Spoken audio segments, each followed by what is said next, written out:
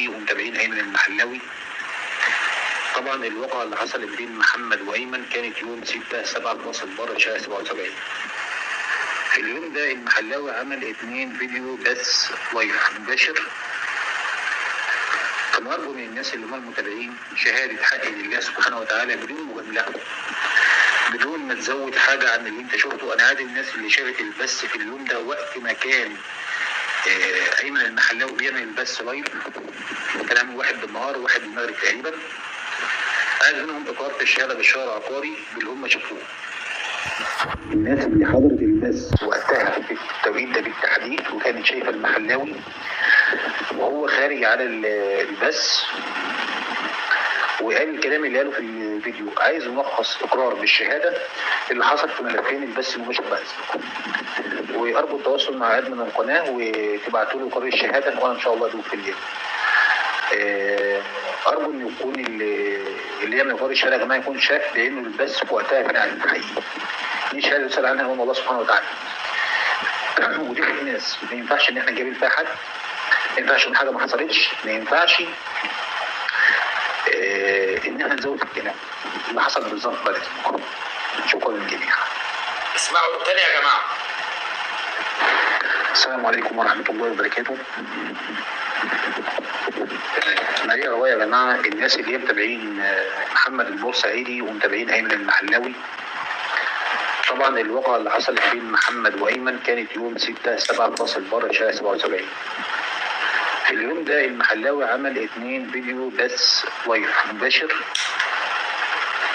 كانوا أرجو من الناس اللي هم المتابعين شهادة حق لله سبحانه وتعالى بدون مجاملة، بدون ما تزود حاجة عن اللي انت شفته. انا عايز الناس اللي شافت البث في اليوم ده وقت ما كان ايمن المحلاوي بيعمل البث لايف، كان عامل 1 بالنهار و1 بالمغرب تقريبا. عايز منهم اقرار في الشهاده بالشهر العقاري باللي هم شافوه. الناس اللي حضرت البث وقتها في التوقيت ده بالتحديد وكانت شايفه المحلاوي وهو خارج على البث وقال الكلام اللي قاله في الفيديو. عايز ملخص اقرار بالشهاده اللي حصل في ملفين البث المباشر بس، وارجو التواصل مع ادمن القناه وتبعتوا له اقرار الشهاده وانا ان شاء الله ادوق في الليل. ارجو ان يكون اللي يعمل اقرار الشهاده يا جماعه يكون شاف لانه البث في وقتها كان على الحقيقي. دي شهاده يسال عنها هو الله سبحانه وتعالى. ودي في الناس ما ينفعش ان احنا نجامل فيها حد. الاخ حماده سعيد والاخت رنوش دول اكيد من الناس اللي حضروا البثات يوم ما محمد البورسعيدي كان في راس البر.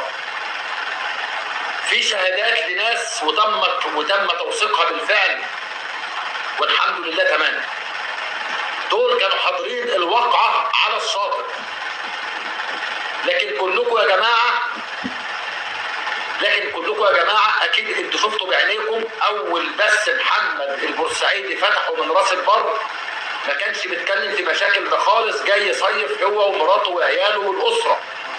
بعد كده انتوا لقيتوا الشخاوي فاتح ده بث لمحمد البورسعيدي وبيقول له انت فين؟ هات مراتك وتعالى. ده انتوا شفتوه بعينيكم. المطلوب من الاخ حماده سعيد شهاده لله، مش مجامله لمحمد ولا للشخاوي، لله. واي متابع او اي متابعه في اي مكان في مصر عايز يتواصل معايا ويعمل حاجه لله او يتواصل مع حسن رياض او مع بيرو او مع اي حد من اللي بيتكلم في القضيه بتاعت محمد او مع حوريه او مع رنوش او انت لو هتتدخل او اي حد، لو واحده ست ما تشيليش هم زحمه. اقرب شهر عقاري عندك انت ست مش هبعت لك محامي، هبعت لك محاميه تنهي كل حاجه، مش هتغرمي جنيه، مش مطلوب مجامله، مطلوب شهاده لله ان كلنا ده شفنا محمد البورسعيدي اول ما نزل راس البر كان فاتح ده بس يا جماعه وبيقول انه جاي يصيف هو ومراته وعياله وما قالش مشاكل. لكن اللي عمل منتديات وكان بيندب وفتح بس لمحمد وقال له هات مراتك وتعالى هو ايمن الجندي. اللي احنا شفناه على العام عايزينه شهادات النيابه هتبص عليها، دي شهاده حق لله. اللي عايز يعمل حاجه لله مش عشان محمد، لله وعشان عياله وشهد شهاده لله في اي محافظه في مصر، في اي مكان في مصر، ما تشغلش نفسك بحاجه خالص. والحريم لو في حريم هتشهد هبعت محاميه ليكوا لحد عندكم اي مكان انتوا فيه، مش محامي كمان. الرجاله هبعت لهم محامي، الحريم هبعت لهم محاميه. انا جاهز في اي وقت. ماشي يا عم حماده.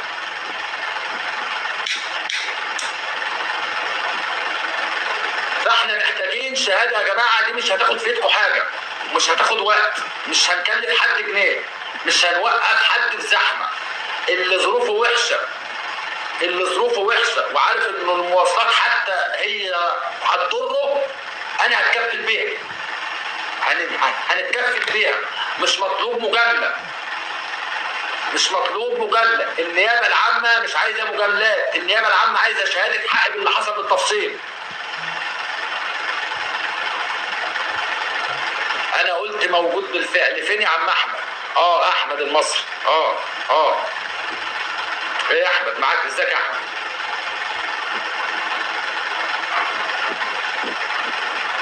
اللي بره مصر وعايز ده يشهد ويقف على محمد يعمل في الشهر العقاري، يتواصل معانا، هنقول له روح الشهر العقاري في اقرب سفاره، مش هيكلفكم حاجه، وورقه هتتعمل وتبعتوها لنا بس. لسه يا اخت سلمى ما نعرفش.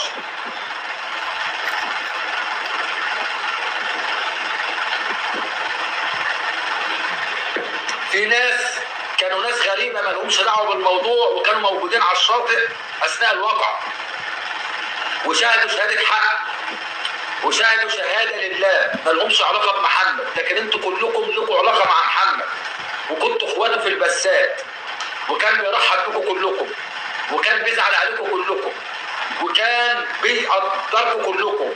ابسط الامور اللي عايز يساعد بشهاده حق لله يساعد.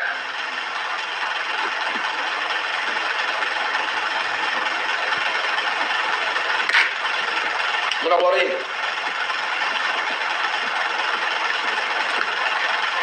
ده موضوع. الموضوع الثاني هنشاهد فيه الاخت رنوش اللي كانت بتقول لي بلاش بنت هشام وصور بنت هشام، اصحاب القنوات اللي مع محمد فينهم. واكيد الاخ حماده سعيد هيسمع كلامي ده برضه. يا اخت رانيا، هشام قاعد يعمل لي بلاغات على البسات. الكلام ده بيدل على حاجه واحده بس، ان هشام قابض على بنته، ومش هينفع ده يمسح بسات وكده، عايز يمشيها معايا امر واقع انه يعمل بلاغات وده كله يطير، واللي عنده هيفضل برضه زي ما هو. العند معايا مش هيحصل، مفيش عند هيمشي معايا. والله لو الدنيا ولعت، والله لو الدنيا خربت، والله لو الدنيا خربت، العند ده مش هيحصل معايا اطلاقا. انا لسه بقول لكم من شويه الموقف بتاع البنت اللي طلعت شتمتها عند انت ايه، وانت وافقت على ده وعملت معايا حركه زي دي على العلن، بالنسبه لي مش اقل من موقف هشام متولي انه يطلع عند سيد الحرامي ويشتمنا ويهنا هناك. مش هتخلص مني يا هشام، مش هتخلص مني يا هشام. اوعى تفكر ان انت ممكن مراتك اللي قاعده تطير في بسات وشغاله على النت وبتطير في بسات لو